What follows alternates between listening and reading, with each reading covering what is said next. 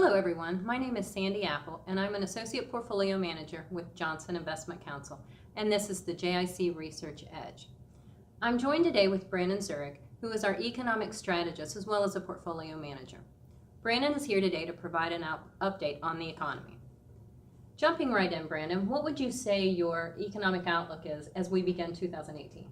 Well, we have a pretty upbeat view on the economy at the moment. In fact, for the first time in over a decade, many of the world's major economies are finally synchronizing and growing together.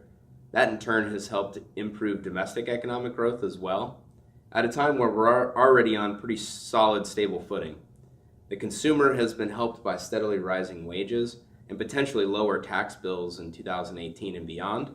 And the manufacturing segment of our economy is in good shape as well, helped by rising commodity prices and that better global economic growth that we talked about. And that's all very important at a time where we're seeing renewed stock market volatility. But we certainly understand that the volatility we experienced last week can feel quite jarring, especially when we're coming off the heels of a year like 2017 that was really devoid of any volatility at all. But it's a good reminder that stock market corrections are a normal and pretty healthy part of investing.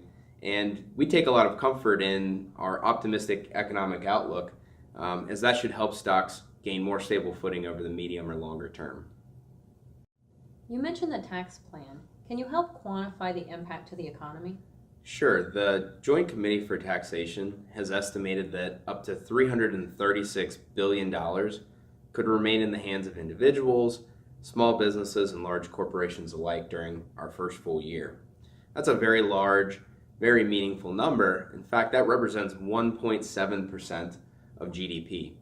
Now, we have to temper the optimism a little bit because it's unlikely that all $336 billion will make their way back into the economy.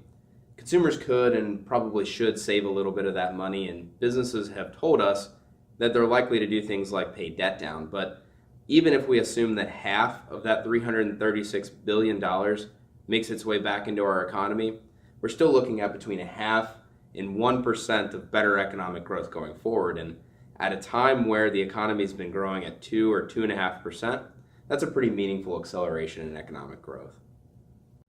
Based on what you're seeing, it sounds like there's plenty for us to be optimistic about in 2018. But are you seeing any risks? Yeah, the primary risk that we're concerned with today is that of inflation. Policymakers are attempting to inject massive fiscal stimulus into a recovery that's already 9 years old, and the unemployment rate is just 4.1%.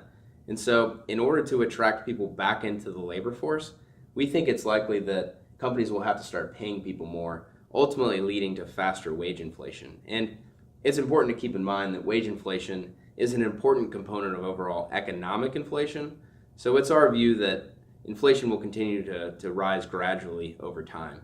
But in conclusion, synchronized global growth, better domestic growth, and fiscal stimulus are all likely to make 2018 a pretty good year from an economic standpoint. But beyond this year, we're keeping a close eye on rising inflation and potentially tightening monetary policy. But for now, it's pretty smooth sailing economically. That's very helpful. Thank you for your commentary, Brandon. And thanks to all of you for watching. If you have any questions, please reach out to your portfolio manager at Johnson. We are more than happy to help.